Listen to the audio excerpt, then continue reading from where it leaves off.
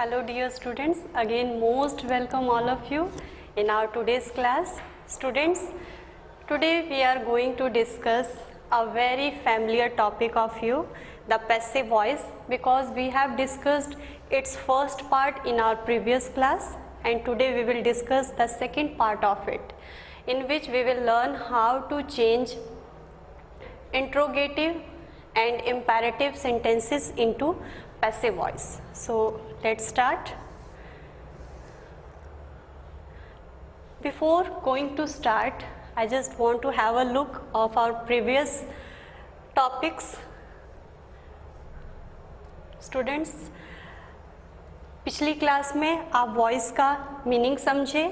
Voice दो तरह की होती है, एक्टिव वॉइस, पैसिव वॉइस, हम लोगों ने ये जाना. फिर हमने कैसे कन्वर्ट किया जाता है ये जाना, यहाँ रूल्स हमने समझे. फिर इसके बाद हमने सब्जेक्ट और ऑब्जेक्ट को कैसे इंटरचेंज किया जाता है ये भी समझा था. फिर हमने डिफरेंट टेंसेस के सेंटेंसेस को कैसे पैसिव बनाया जाता है ये समझा. आप देख सकते हैं हमने सभी टेंसेस के सेंटेंसेस को पैसिव में कन्वर्ट किया और उसको वन बाय वन हमने समझा था. फिर आज हम कुछ बातें जो कि ध्यान देने वाली हैं पहले उनको डिस्कस कर लें, फिर हम इंट्रोगेटिव और इम्पेरेटिव सेंटेंसेस की तरफ चलेंगे. सबसे पहले if the subject is someone, anyone, everyone, nobody etcetera, no need to add by plus subject. यदि हमारा सब्जेक्ट इनमें से कुछ भी हो तो जब हम यहाँ पर पैसिव बनाते समय बाय प्लस सब्जेक्ट लिखते हैं उसको लिखने की कोई ज़रूरत नहीं होती है क्योंकि वो अंडरस्टूड होता है. जैसे यहाँ हम देखते हैं कैसे, ये देखिए ये हमारा सब्जेक्ट है, ये क्या है, वर्ब है, और ये हमारा ऑब्जेक्ट है. जब हम इसको कन्वर्ट किए तो मी का आई हो गया. आई क्योंकि ये पास्ट फॉर्म है हेल्प की, तो ये कौन सी हेल्पिंग वर्ब लगी, वॉज. आई वॉज, फिर हेल्प की थर्ड फॉर्म जो कि हेल्प ही होती है, तो आई वॉज हेल्प्ड. यहाँ बाय समवन लिखने की कोई ज़रूरत नहीं है क्योंकि ये अंडरस्टूड है कि आई वॉज हेल्प्ड. आप ऐसे कहते हो तो समझने वाला जो सामने है वो जानता है कि आपकी मदद किसी ने की है, किसी ने की ही होगी, तो ये अंडरस्टूड होता है. ये जो हमारे सब्जेक्ट्स होते हैं ये अंडरस्टूड होते हैं, इनको पैसिव बनाते समय लिखने की कोई ज़रूरत नहीं होती है. Nobody can lift this box. This box can't be lifted. Now जो सेकेंड है हम लोगों का वो ये है कि if there are two objects. कई बार आप सेंटेंसेस बनाते हो जिसमें दो ऑब्जेक्ट होते हैं. दो ऑब्जेक्ट का मीन्स इनडायरेक्ट ऑब्जेक्ट और डायरेक्ट ऑब्जेक्ट. ये चीज़ आप पिछली क्लास में हम लोग डिस्कस कर चुके हैं. जैसे यहाँ देखिए, they gave me a pen, ये क्या है, हमारा सब्जेक्ट है, ये वर्ब है, मेन वर्ब है, और ये मी और अ पेन ये दोनों हमारे ऑब्जेक्ट हैं. अब जब हम गेव से प्रश्न करते हैं क्या, जैसे क्या दिया, तो क्या उत्तर आया, अ पेन, तो ये हमारा डायरेक्ट ऑब्जेक्ट है.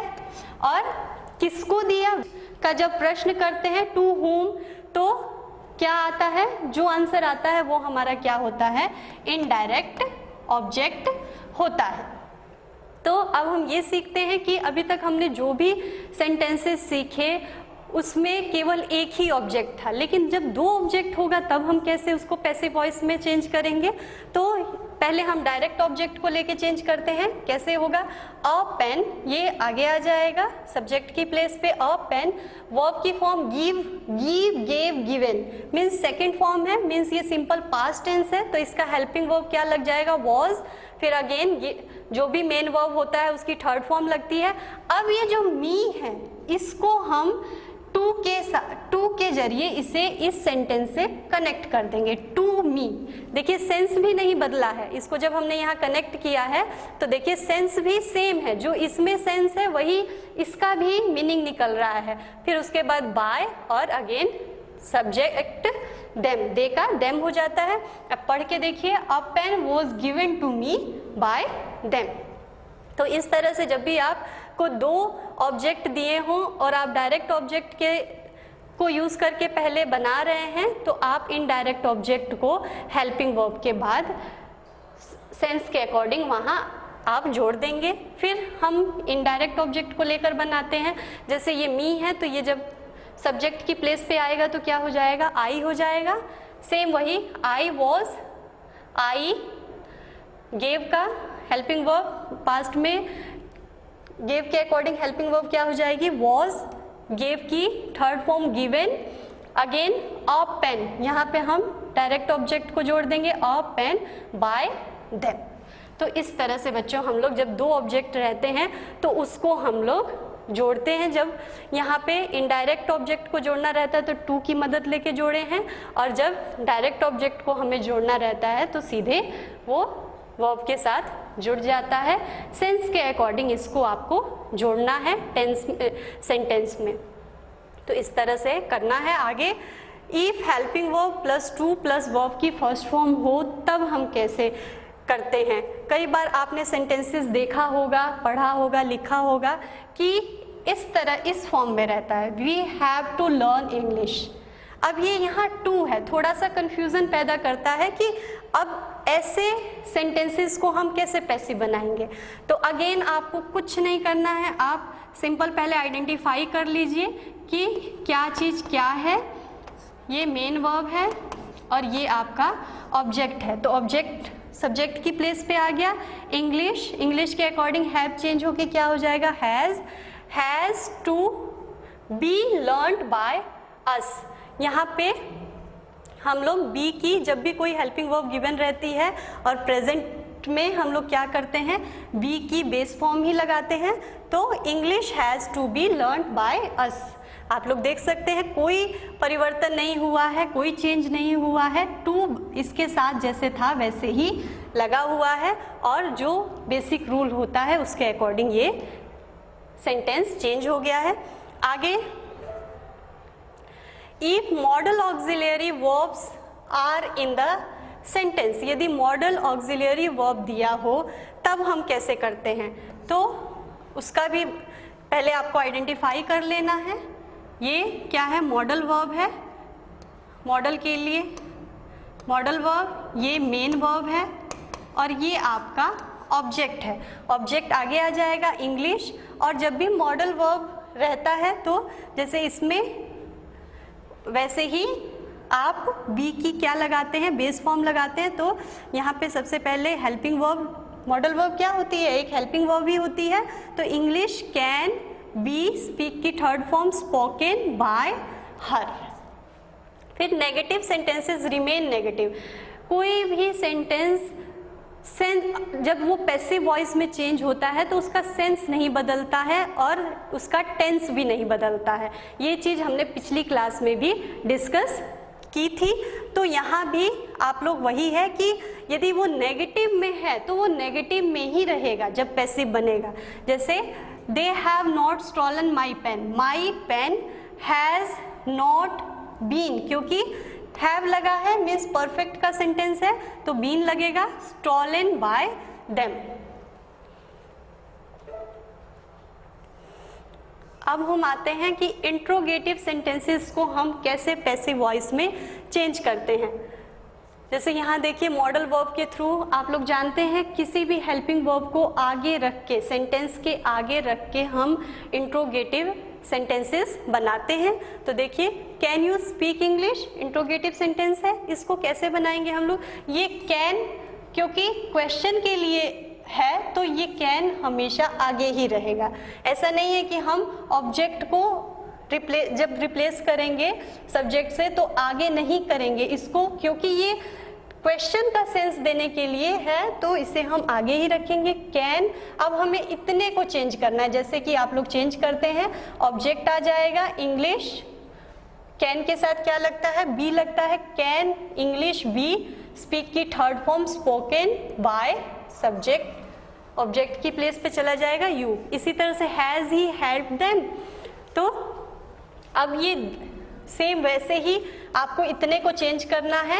ये यहाँ पे हैज़ था, आपके दिमाग में आ रहा होगा यहाँ हैव क्यों हो गया, क्योंकि यहाँ जब ये ऑब्जेक्ट सब्जेक्ट की प्लेस पे आया है तो ये दे है। यहाँ क्योंकि ही था, सिंगुलर था, इसलिए हैज़ लगा था, लेकिन यहाँ प्लूरल हो गया। अब ये यहाँ से जब आया ऑब्जेक्ट सब्जेक्ट की प्लेस पर आया तो इसलिए यहाँ हैव हो गया, have they been helped by him, sorry यहाँ हिम होगा, आप लोग नोट कर लें ये क्वेश्चन मार्क।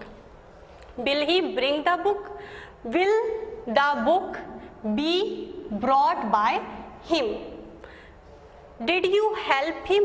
अब आप यहाँ थोड़ा सा ध्यान देने वाली चीज है कि जब भी आप लोग नेगेटिव इंट्रोगेटिव सेंटेंसेस बनाना सीखे थे कि सिंपल प्रेजेंट टेंस हो या सिंपल पास्ट टेंस हो, तो उनके ऐसे सेंटेंसेस को नेगेटिव बनाने के लिए या इंट्रोगेटिव बनाने के लिए हम एडिशनल हेल्पिंग वर्ब जो कि क्या होती है डू और पास्ट में डिड का यूज़ करते हैं। लेकिन जब हम अगेन ऐसे इंट्रोगेटिव सेंटेंसेस को पैसिव वॉइस में चेंज करते हैं तो जो ये यहाँ डू रहेगा तो वो इज एम आर में चेंज हो जाएगा जो प्रेजेंट की हेल्पिंग वर्ब होती है, और जो डिड रहता है वो अगेन किस में चेंज हो जाता है वॉज वर्ब में चेंज हो जाता है जो कि पास्ट की हेल्पिंग वर्ब होती है। जैसे यहाँ डिड है तो हम किस में चेंज करेंगे वॉज में, ही है इसलिए वॉज लगा है वॉज ही अगेन, और जैसे आप चेंज करते हैं वो सेम रहेगा he helped bye you. Do does active voice में क्या होता है, इंट्रोगेटिव का फॉर्मेट क्या होता है do does plus subject plus verb की फर्स्ट फॉर्म प्लस ऑब्जेक्ट, और पैसिव वॉइस में क्या हो जाता है ये डू डज किस में चेंज हो जाता है इज एम आर में चेंज हो जाता है प्लस ऑब्जेक्ट प्लस वर्ब की थर्ड फॉर्म, यही डिड रहे तो वॉज वर्ब में चेंज होता है।